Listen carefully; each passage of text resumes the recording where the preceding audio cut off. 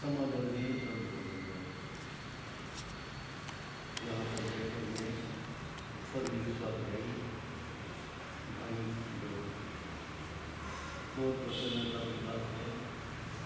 परिवेशन में आप लोगों ने अपना पूरा घर का मोह ममता परिवार का जो कुछ अपनत्व भावना वो सभी को छोड़ करके 8-10 दिन के लिए आपने स्वाध्याय संघ को दिए हैं।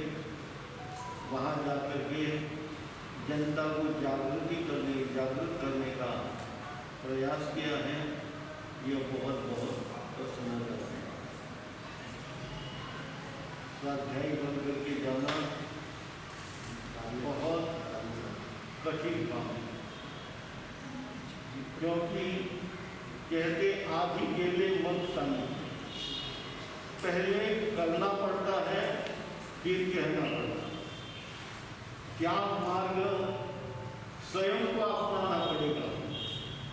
जब स्वयं आप त्यागी होकर के जाओगे तो उसका प्रभाव कुछ और पड़ेगा। और सिर्फ जाना है, आदेश का पालन करना है, यही यदि करते रहोगे तो उसका प्रभाव स्थायी नहीं पड़ेगा।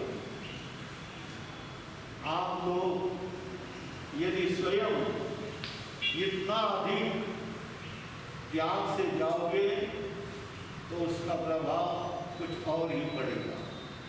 इसीलिए प्रत्येक स्वाध्यायी को चाहिए कि हम जब 8-10 दिन के लिए जा रहे हैं, उनके लिए नहीं जा रहे, संघ के लिए नहीं जा रहे हैं, उसमें मेरा ही ज़्यादा लाभ है। मैं स्वयं त्यागी बन करके जाऊंगा तो क्या हो जाएगा? हाँ, प्रभाव तो पड़ेगा ही पड़ेगा, परंतु अपने आत्मा का भी उसके साथ में कर जाए। इसलिए ज़्यादा से ज़्यादा आप लोग त्याग करें, त्याग के साथ में ज्ञान की अभिवृद्धि करने का प्रयास करें। जितने अधिक से अधिक समय मिला घर के अंदर तो अच्छे से अच्छे जितने भी किताबें आपके घर में पड़ी है उनको आप पढ़ने का प्रयास करें। और अपनी हिंदी को अभी हमारे निर्मल जी बता रहे थे, हिंदी भाषा बिल्कुल क्या होनी चाहिए, हमारी शुद्ध होनी चाहिए। और उस भाषा का भी सामने वाले के ऊपर बहुत कुछ प्रभाव पड़ना चाहिए। तो इसीलिए स्वयं की भाषा को सुधारना बहुत बड़ी जरूरत है।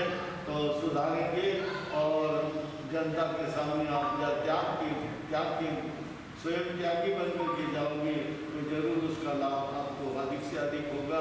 क्योंकि कई लोग होते हैं 8 दिन के लिए जितना आप लोग त्याग कर सकते हैं, पाँव में जूता नहीं डालना, कहाँ भी जाना है तो किसी के घर जाना है तो उस रूप में आपको जाना है। आपके मुंह के सामने भी भले का ना हो, कपड़ा हो, हम खुले मुंह से ना बोले। ऐसे छोटी छोटी बातें भी यदि आप लोगों ने करना प्रारंभ किया तो क्या हो सकता है, उसका अधिक से अधिक प्रभाव पड़ेगा और वह प्रभाव स्थायी प्रभाव रहेगा।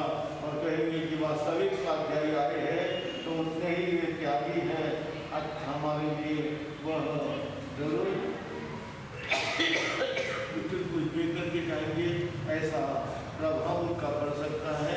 इसीलिए आप लोग मेरे धन्यवाद के पात्र हैं।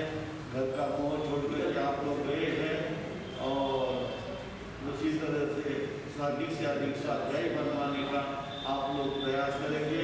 आने वाली पीढ़ी को भी आप तैयार करोगे, ऐसी मंगल कामना करते हुए मैं अपने वक्तव्य को यहाँ विराम देता हूँ। बोलो भगवान महावीर स्वामी। यहाँ बैठे बैठे एक बात मुझे याद आ गई, ऋषि संप्रदाय का इतिहास। इसमें हमारे पूर्वज जो है इन्होंने बहुत त्यागी है। कुछ छाछ पर पूरा 30-25 साल जिन ऋषि मुनियों ने निकाले हैं तो ऐसे उसको भी इस साल में पढ़ने का प्रयत्न करें। अभी जैसे अंतगढ़ सूत्र में आपने सुना है लघु सर्वतो भद्रत, महासर्वतो भद्रत। अपने यहाँ पर देखो वेद महाराज साहब है, लघु सर्वतो भद्र की तब आराधना की है, उपास से 1 से लेकर 5 तक करीबन 1.25 साल का वो तप हुआ। अभी महासर्वतो भद्र तप कर रहे हैं, उसकी 2 परिपाटियां उनकी पूर्ण हो रही है अभी अक्टूबर 6 अक्टूबर की लगी। तो ऐसे जो उदाहरण है जिससे हम हमारे पूर्वजों के प्रति भी और उन लोगों के भी लगेगा जिस स्वाध्याय संघ से आप आ रहे हो उस स्वाध्याय संघ में से ऐसे भी महापुरुष होकर गए हैं। गुरुदेव का कहा उदाहरण है, जैसे गुस्से का उदाहरण आप दे रहे हैं, कुछ सहनशीलता का उदाहरण दे रहे हैं, तो गुरुदेव का वहाँ पर जीवन यात्रा अगर आपको अच्छी तरह याद है तो आप बीच बीच में ये उदाहरण भी उनको दे सकते हैं, जिससे अपने व्याख्यान में भी प्रभाव पड़ता है। साथ ही साथ जिस स्वाध्याय संघ से हम जुड़े हैं उस महापुरुषों के गुणगान करने से भी हमारे ज्ञानावर्णीय कर्म का संरक्षण होता है, उनके जैसे गुण भी हमारे में आते हैं।